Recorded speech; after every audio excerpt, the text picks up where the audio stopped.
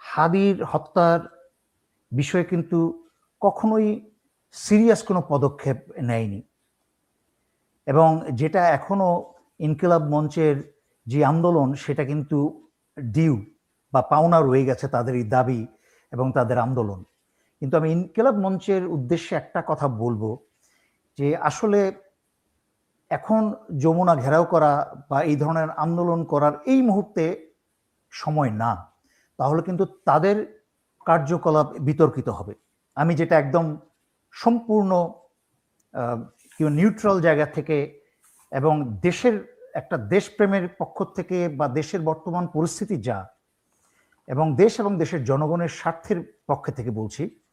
প্রথমেই বলেছি যে ডক্টর ইউনূসের যেই ওনার কাছ থেকে যে আশা করা হয়েছিল শহীদ হাদির ব্যাপারে যেই ধরনের পদক্ষেপ নেওয়ার, তারা সেটা নিতে ব্যর্থ হয়েছে।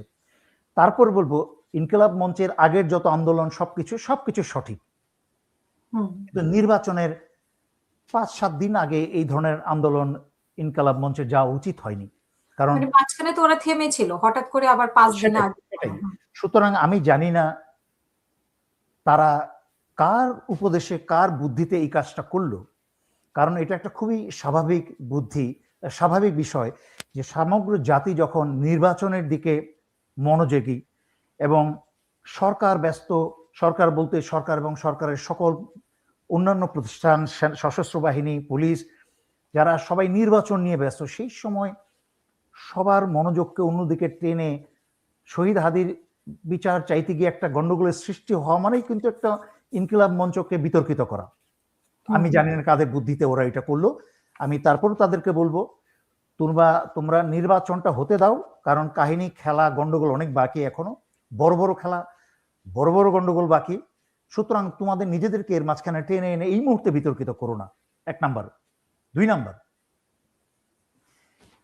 এই ইনকিলাব মঞ্চের এই আন্দোলনের মাধ্যমে আরেকটা বিষয় পরিষ্কার হয়ে যায় যে সমস্ত পুলিশ না হলেও পুলিশের বেশ কিছু সদস্য যারা আওয়ামী নিবেদিত সদস্য, তারা কিন্তু নিজেদের রূপ আবার প্রকাশ করে দিয়েছে।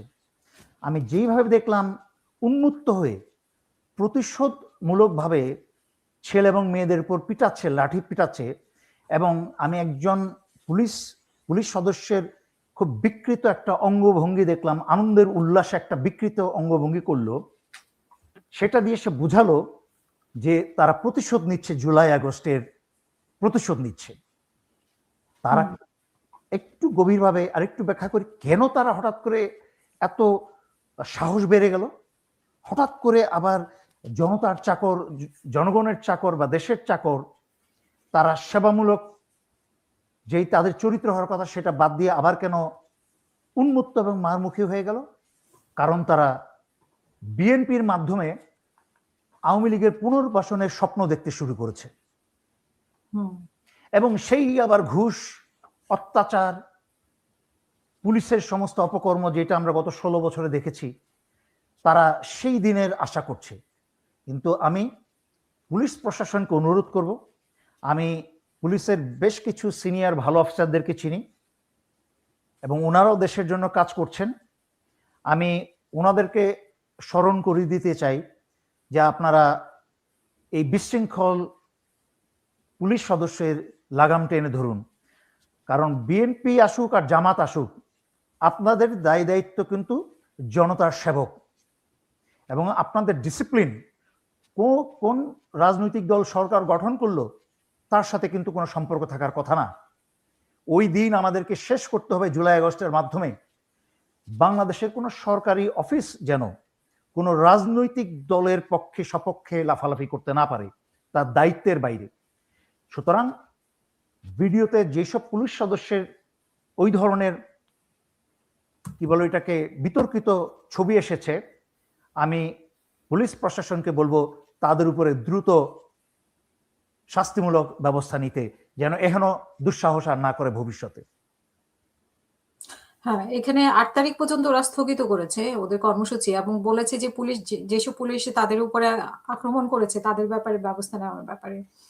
তো এইখানে আসলে এত মানুষ কিভাবে একসাথে হলো? ইনকিলাব মঞ্চে তো আমরা জানি যে অল্প কয়জন, কিন্তু আজকে আমরা যে জোয়ারটা দেখলাম গত রাত থেকে, তো এখানে মানে তাদের মধ্যে কোনো পরিকল্পনা আছে কিনা?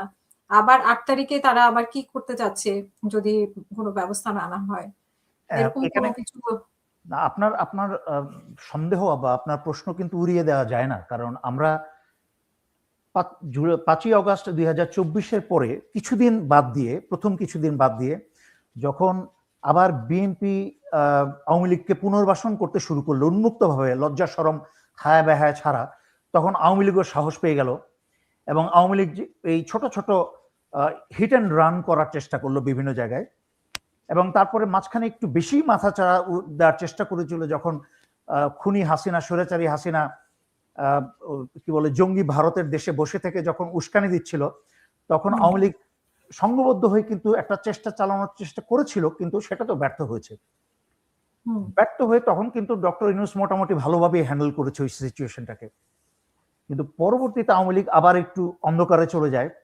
এখন আওয়ামী লীগ যেটা আবার চাচ্ছে, তারা বিভিন্ন ব্যানারের পেছনে তারা তাদের ফোর্স নিয়ে সেটাকে গন্ডগোল সৃষ্টি করার চেষ্টা করছে। এটা আমি আগেও বহুবার বলেছি, আপনি কি অস্বীকার করতে পারবেন? নিশ্চয়ই আপনার মনে আছে, আমি বহুবার মনে করিয়ে দিয়েছি আপনাকে এবং জনগণকে, যে আপনার অনুষ্ঠানেই গত 5-5.5 বছরে বহুবার বলেছি যে আওয়ামী লীগ যেই পরিমাণ টাকা পয়সা এবং অস্ত্র শস্ত্র রেখে যাবে, তাকে তা দিয়ে সবসময় কাউকে মানে কোনো পরিবেশকে স্থিতিশীল থাকতে দিবে না, কোনো সরকার নির্বাচিত হলে তাকে স্থিতিশীল হতে দিবে না, 6 মাসের মাঝখানে সেই সরকারকে ভারসাম্যহীন করে ফেলবে। তো এইগুলো হচ্ছে তারই একটা লক্ষণ, যে প্রথম কথা হচ্ছে যদিও এখানে আওয়ামী লীগ মিশেও থাকে গন্ডগোল সৃষ্টি করার জন্য, নির্বাচন বাতিল করার উদ্দেশ্যে, তার দায় দায়িত্ব দোষ কিন্তু ইনকালাব মঞ্চের নেতাদের উপরই পড়বে। আমি তো সোজা কথা বলি, আমি সোজা সাপটা কথা বলি, কারণ এই ছেলে পেলেদেরকে আমি পছন্দ করি, I like them, I love them. আমি তাদেরকে এত বছর গাইড করেছি এবং তারা জেগেছে আলহামদুলিল্লাহ।